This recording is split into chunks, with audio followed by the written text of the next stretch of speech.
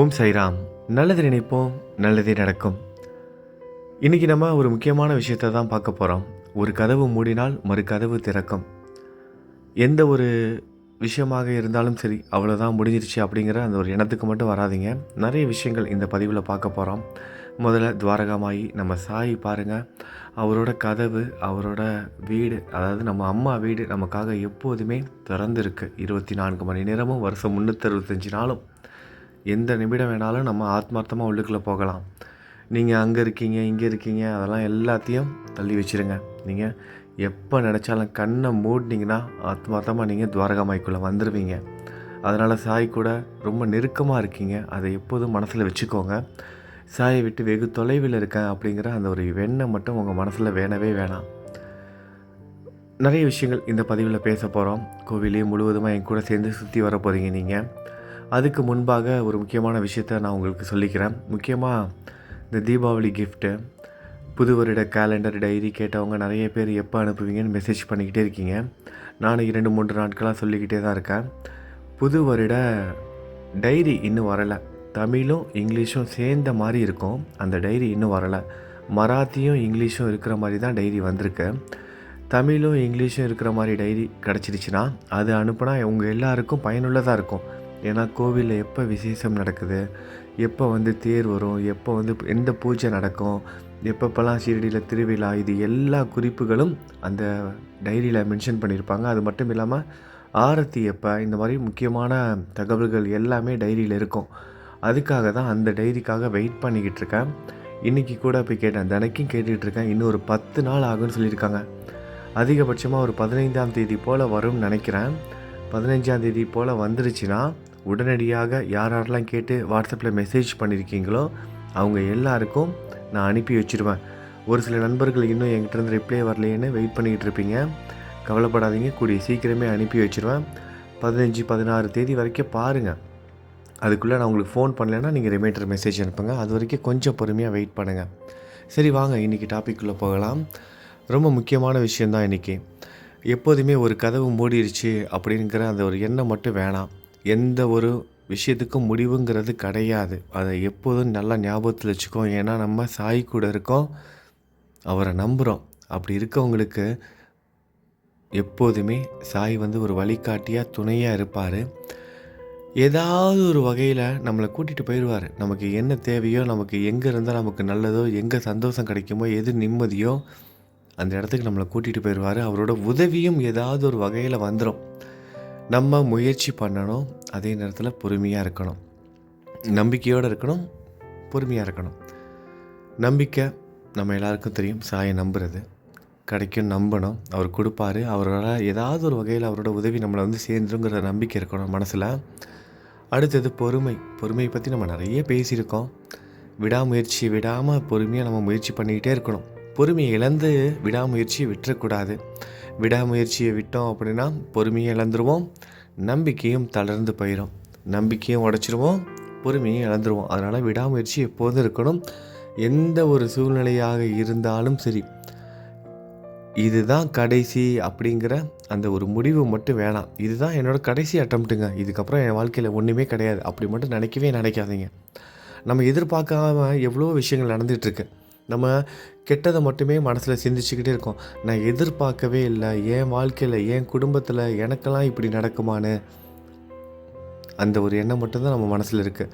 ஆனால் எதிர்பார்க்காத நல்லதும் நம்ம வாழ்க்கையில் இதுக்கு முன்னாடியே நடந்திருக்கு, இப்போயும் நடக்கும், இதுக்கப்புறமும் நடக்கும். அதை நம்ம மனசில் வச்சுக்கணும் எப்போதுமே. நம்ம எதிர்பார்க்காத நேரத்தில் ஏதோ ஒரு கஷ்டம் வந்துருச்சு அப்படிங்கிறத மட்டுமே நினச்சி நம்ம புலம்பிக்கிட்டு இருக்கோமே தவிர, எதிர்பார்க்காத நேரத்தில் சாயோட உதவி கிடைக்கிது.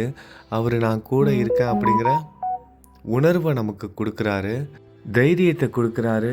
ஏதாவது ஒரு வகையில் நமக்கு அந்த உணர்வு கொடுத்துக்கிட்டே இருக்கார்ல. இது எல்லாத்தையும் நம்ம அனுபவித்து உணர்ந்து தான் ஒவ்வொரு நொடி பொழுதையும் நம்ம கடந்து போய்கிட்டுருக்கோம். அப்போ அவரோட அந்த உணர்வையும் அந்த ஒரு அனுபவத்தையும் அனுபவித்து நம்ம அந்த உணர்வோடு கடந்து போகும்போது என்ன நடக்கும்? நல்லது தான் நடக்கும். எப்படி கெட்டது நடக்கும்? நடக்கவே நடக்காது. எப்போதுமே நல்லதை மட்டுமே சிந்தியுங்க. எதிர்மறை சிந்தனை வேணவே வேணாம். நல்லதை மட்டும் சிந்தியுங்க. இப்போ நடக்கிறதுக்கும் ஏதோ ஒரு காரணம் இருக்குன்னு மனப்பூர்வமாக ஏற்றுக்கோங்க. ஏதாவது ஒரு காரணம் இருக்கும். வேலைக்கு போய்க்கிட்டே இருப்பாங்க. திடீர்னு பார்த்தா அவங்களுக்கு வேலைக்கு போக முடியாத ஒரு சூழ்நிலை. ஒரு 2 மாதம், 3 மாதம், 6 மாதம், ஏன் ஒரு சில பேருக்கு 1 வருடம் கூட அவங்க எந்த ஒரு வேலையும் பார்க்காம வீட்டிலேயே இருக்கிற மாரி இருக்கும். அதற்கும் ஏதாவது ஒரு காரணம் இருக்கும். ஒரு வேளை அந்த நேரத்தில் நம்ம வெளியே இருக்கக்கூடாது, வேலையில் இருக்கக்கூடாது, ஏதோ ஒரு ஆபத்து வர மாரி இருக்கும். அதுலேருந்து காப்பாத்துறதுக்காக தான் நம்மள வந்து தடுத்து நிப்பாட்டுவார் நம்மளோட சாயி. இவ்வளவு நம்ம ஏதேதோ பேசுகிறோம், ஏதேதோ புலம்புறோம்ல, நம்ம ஒரு கஷ்டம்னு வந்தால் தாஸ்கனு அவர்கள் எழுதிய ஸ்ரீ சாய்நாத ஸ்தவன மஞ்சரியை தான் எடுத்து வச்சுட்டு உட்கார்றோம். அவர் தாஸ்கனு அவர்களுக்கே அவர் சாய் பார்க்க வரும்போது, அதாவது முதல் முறையாக அவர் சாயை பார்க்கும்போது அவர் பார்த்த வேலை என்ன, ஆனால் அவர் என்னவா ஆனார், அவர் கீர்த்தனை பாடினார், அந்த பஜனையெல்லாம் பண்ணுற அந்த வேலையெல்லாம் அதுக்கப்புறம் செஞ்சார். சாய் வந்து கொடுத்தாரு, இதை செய்யி அப்படின்னு. ஆனால் அவர் பார்த்த வேலைக்கும் அதுக்கும் சம்மந்தமே கிடையாது. ஆனால் சாய் சொல்லும்போது அவர் அதை ஏற்றுக்கல. ஆனால் ஏற்றுக்காமல் போனவர் என்ன ஆனார், அவர் அந்த வேலையில் ஒரு சில பிரச்சனைகளை அனுபவித்தார். அதுக்கப்புறம் சாயோட பேச்சு கேட்டு சாய் சொன்னபடி கடவுளை பற்றி கீர்த்தனை பாடுறது, பஜனை பண்ணுறது, ஆன்மீகத்தை பரப்புறது, சொற்பொழிவு ஆற்றுறது, ஆன்மீக சத்சங்கம் செய்கிறது, இந்த வேலையை சாய் வந்து செய்ய சொன்னார். அதுக்கப்புறம் செஞ்சார். ஆனால் முதல் முறையே அவர் கேட்டிருந்தாருன்னா ஒரு சில பிரச்சனைகளெல்லாம் அவர் சந்திக்காமல் இருந்திருக்கலாம், மன உளைச்சலுக்கு ஆளாகாமல் இருந்திருக்கலாம்.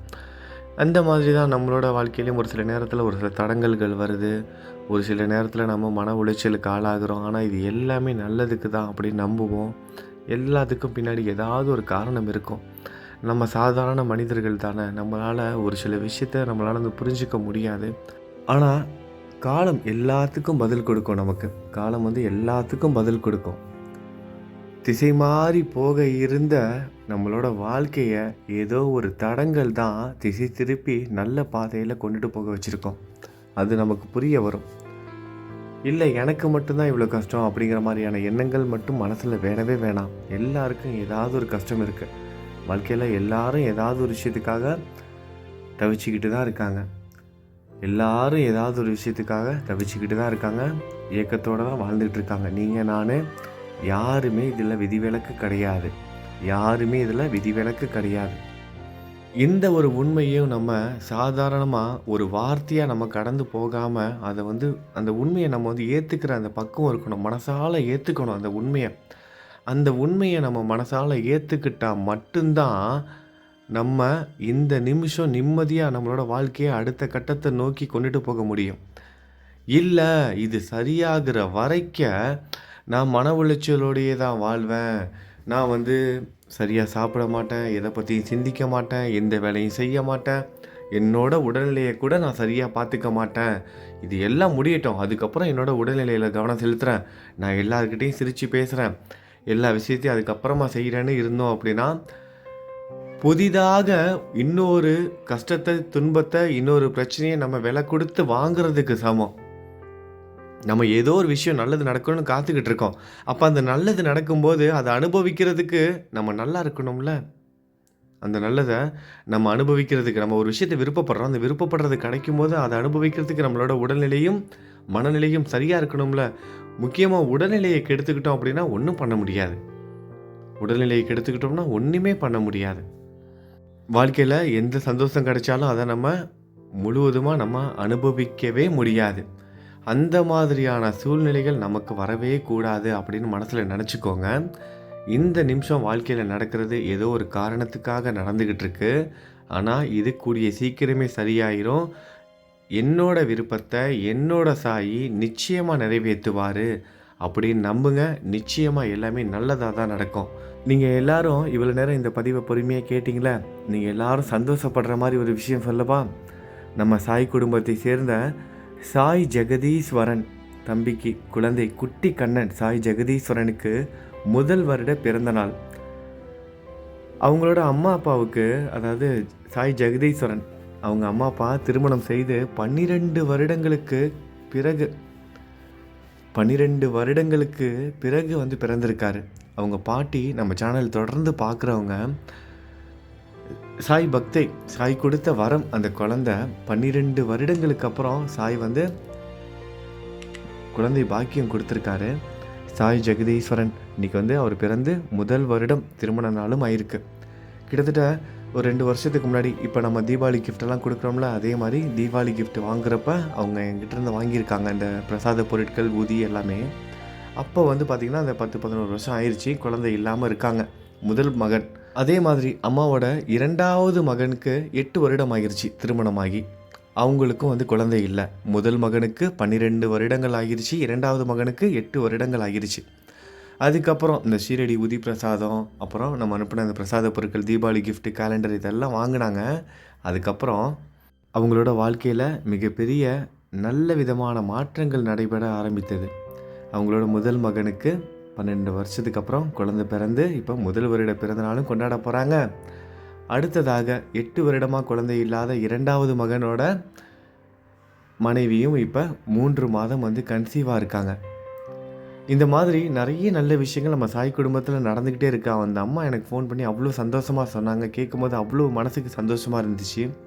தம்பி உங்ககிட்ட இந்த மாதிரி பிரசாத பொருள்லாம் வாங்கும்போது நான் வேண்டிக்கிட்டே வாங்கினேன். பாபா உங்கள் பிரசாத பொருட்கள்லாம் வீட்டுக்கு வரப்போகுது. நீங்கள் வந்ததுக்கப்புறம் குழந்தை வர வேணும். என்னோட 2 பசங்களுக்கும் குழந்தை பாக்கியம் கொடுங்கன்னு வேண்டிக்கிட்ட மாதிரியே சாய் வந்து குழந்தை பாக்கியம் வந்து கொடுத்துட்டாரு. அதில் இன்றைக்கி அவங்களோட முதல் மகனுக்கு சாய் ஜெகதீஸ்வரனுக்கு முதல் வருட பர்த்டே விஷஸ் நம்ம எல்லாரும் சொல்லிக்கலாம். முதல் வருட பிறந்தநாள் வாழ்த்துக்கள். குழந்தை மட்டும் இல்லாமல் இன்றைக்கி வேறு யாரெல்லாம் இன்றைக்கி பிறந்தநாள் கொண்டாடுறாங்களோ அவங்க எல்லாருக்கும் பிறந்தநாள் நல்வாழ்த்துக்கள். திருமண நாள் கொண்டாடுற சகோதர சகோதரிகளுக்கும் திருமண நாள் நல்வாழ்த்துக்கள். நல்லது நினைப்போம், நல்லது நடக்கும். ஓம் சாய்ராம்.